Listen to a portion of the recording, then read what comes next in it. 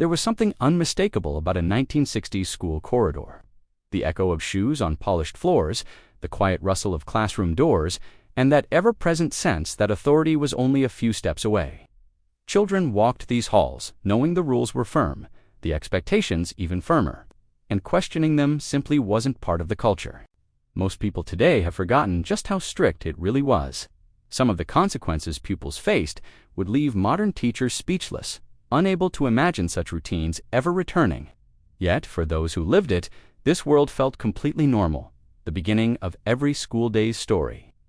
To understand the discipline of 1960s schools, you have to picture the Britain that shaped them. These were post-war years when families valued order, routine, and respect for authority because they had lived through times that demanded it. Classrooms reflected that mindset.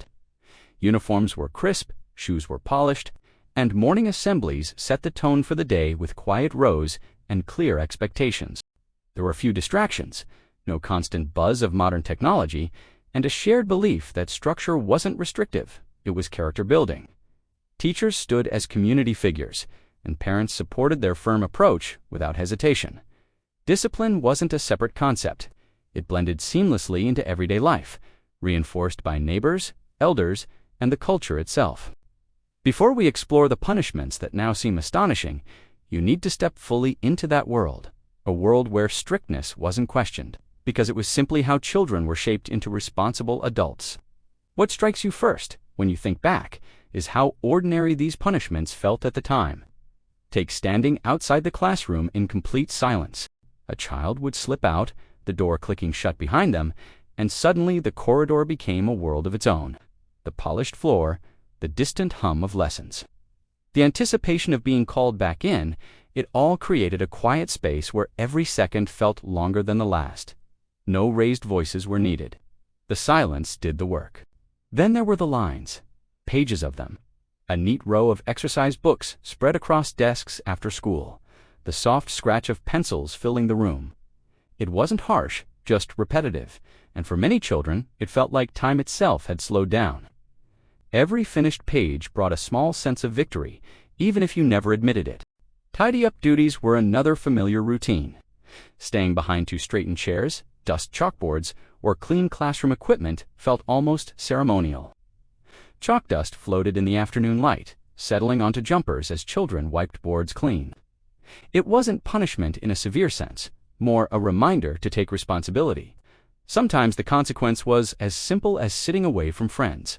One moved desk could feel like an entire world shifting. The chatter you usually joined in floated past you, just out of reach, and for a child in the 1960s, that distance spoke louder than any lecture. Losing playtime privileges carried its own weight. Watching classmates run freely across the playground while you stood by the wall or helped a teacher sort papers was a lesson in patience. It felt endless, even if it was only 10 minutes. Reflective copying was another staple. Instead of lines, pupils would carefully rewrite a passage chosen by the teacher, something meaningful, reinforcing a message without ever sounding unkind. And for some, the most intimidating moment was being sent to the head's office for a long, quiet conversation. No raised tones, just a steady, thoughtful talk about choices and expectations. The walk there was often the hardest part. There were whole class warnings, too, moments when a teacher paused the lesson to remind everyone of standards. The stillness that followed was unforgettable. Extra homework, missing a club meeting, reorganizing the class library. Each consequence was tied to responsibility rather than fear.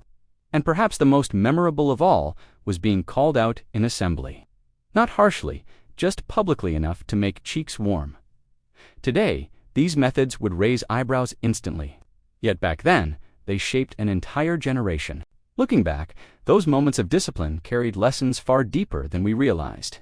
The cool air of a quiet hallway taught patience, while the soft sounds of teachers tidying up after school reminded us that adults worked just as hard to guide us as we did to learn.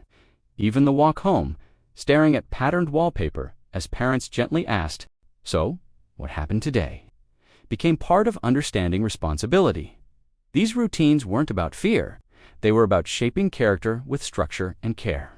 And in a world so different today, it's easy to forget how much strength those simple moments quietly built. Today's classrooms feel softer, shaped by digital distractions, new expectations, and gentler ideas of fairness.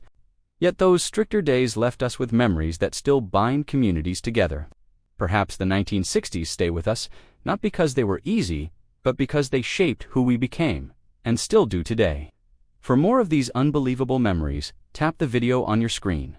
The 1970s stories are something else. Don't forget to subscribe.